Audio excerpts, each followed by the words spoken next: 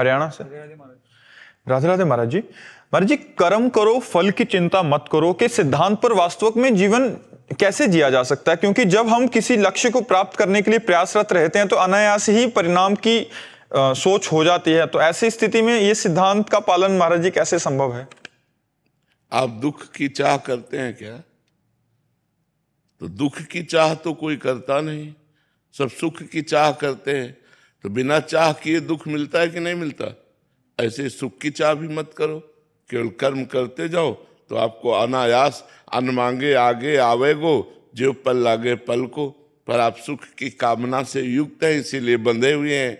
जैसे बिना चाहे दुख सबको प्राप्त होता है, कोई दुख नहीं चाहता। हर कर्म सुख के लिए किया जाता है, चाहे वो पाप कर्म ही क्यों ना हो, लेकिन परिणाम में दुख मिलता है। ऐसे ही हम अच्छे कर्म करें, परिणाम की चिंता न करें। कर्मण्येवाधिकारस्ते मा फलेषु कदाचन। हम फल की चिंता न करें तो हमारा बहुत बढ़िया जीवन हो जाएगा, निष्काम जीवन हो जाएगा। क्योंकि निष्काम जीवन ही भगवदानंद का अनुभव कर सकता है, सकामी जीवन विषयों का अनुभव करता है।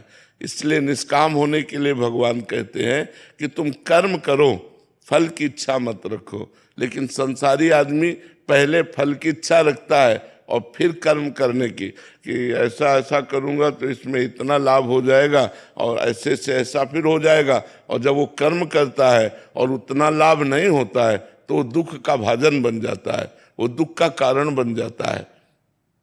दुख सुख हमारी मान्यता है। जैसे दो ब्राह्मण बैठे हुए थे, एक धनी ने कहा आज हमारे यहाँ भोजन पा लीजिए, निमंत्रण दिया।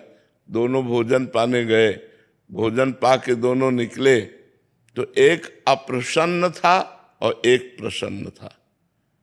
तो धनी ने पूछा कि आप प्रसन्न क्यों हो और आप अप्रसन्न क्यों हो? भोजन तो दोनों को समान पवाया।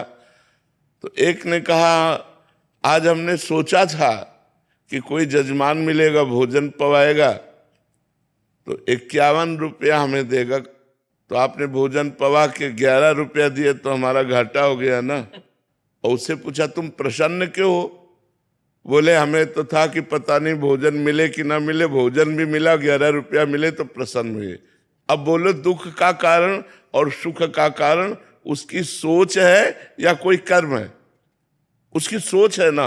तो भगवान सोच सुधारने के लिए कहते हैं कि तुम केवल अच्छे कर्म करो, परिणाम की चिंता न करो, क्योंकि परिणाम अच्छे कर्म का अच्छा ही होता है। अगर बुरे कर्म करोगे तो उसका फल बुरा होगा। तो हमें अच्छे कर्म पर ध्यान देना है, परिणाम पर ध्यान नहीं देना है। अगर एक बार परिणाम सही नहीं आया तो दूसरी बार परिणाम सही आएगा। हमें अच्छे कर्म करने हैं, हमें अच्छी पढ़ाई करनी है, अच्छी नौकरी की लालसा रखनी है, हमें अच्छा बनने की कोशिश करनी है।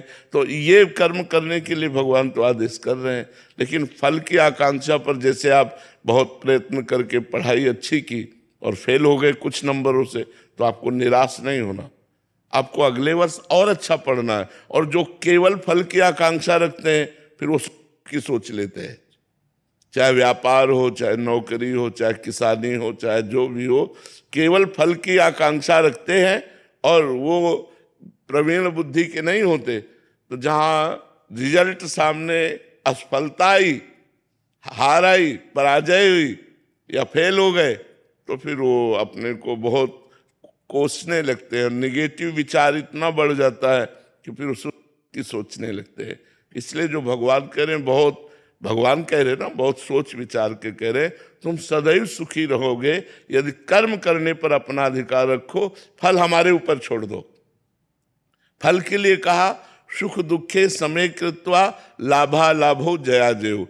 सुख दुख में समान भाव रखो, लाभ हानि में समान भाव रखो, जय पराजय में समान भाव रखो और कर्म केवल करो तो तुम बहुत प्रवीण योद्धा हो जाओगे, तुम्हें माया परास्त नहीं कर पाएगी।